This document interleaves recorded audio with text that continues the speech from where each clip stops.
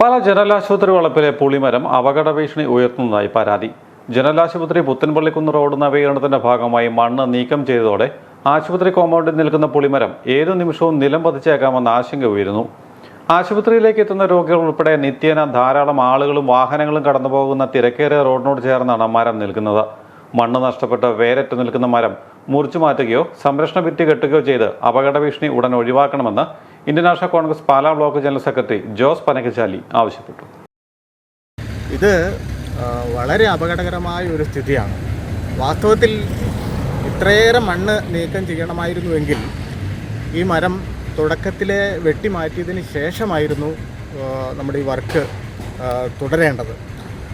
ഒരുപക്ഷെ ഒരു സംരക്ഷണ ഭിത്തി നിർമ്മിച്ച് ഈ മരം ഇങ്ങനെ നിലനിർത്താനായിരിക്കും നമ്മുടെ അധികൃതർ ആഗ്രഹിച്ചിട്ടുണ്ടാവുക. അത് എന്തൊക്കെ തന്നെ ആയാലും ഇപ്പോഴത്തെ സാഹചര്യം എന്ന് പറയുന്നത് ഒരു ഭയപ്പാടിൻ്റെ അന്തരീക്ഷം ഇവിടെ ഉണ്ട്. നമ്മളിപ്പോൾ വേനൽ മഴയൊക്കെ പെയ്തുകൊണ്ടിരിക്കുന്ന ഈ സാഹചര്യത്തിൽ ഈ മരം അധികകാലം ഈ രീതിയിൽ ഇവിടെ നിൽക്കും എന്ന് പറയാൻ പറ്റില്ല. ഇത് ഗവൺമെൻറ് ആശുപത്രിയിലേക്കുള്ള ധാരാളം യാത്രക്കാരും രോഗികളുമൊക്കെ ആയിട്ട് വളരെ തിരക്കുള്ള ഒരു റോഡാണ്. അപ്പോൾ റോഡിൻ്റെ വക്കത്ത് ഇതുപോലെ അപകടകരമായ രീതിയിൽ ഒരു മരം നിൽക്കുക എന്ന് പറയുന്നത് തികച്ചും ആശങ്കാജനകമായ കാര്യമാണ്. ഈ വിഷയം പാലാ നഗരസഭയിലെ സീനിയർ കൗൺസിലർ ശ്രീ ബിനു പുളിക്കക്കണ്ടം, അതുപോലെ ബഹുമാന്യനായ MLA ശ്രീ മാനസി കാപ്പനുമായി ബന്ധപ്പെട്ടവർ അവരുടെ മുമ്പിൽ എത്തിച്ചിട്ടുണ്ട്. അവർ ഉടനടി നടപടി സ്വീകരിക്കുമെന്ന് പറഞ്ഞിട്ടുമുണ്ട്.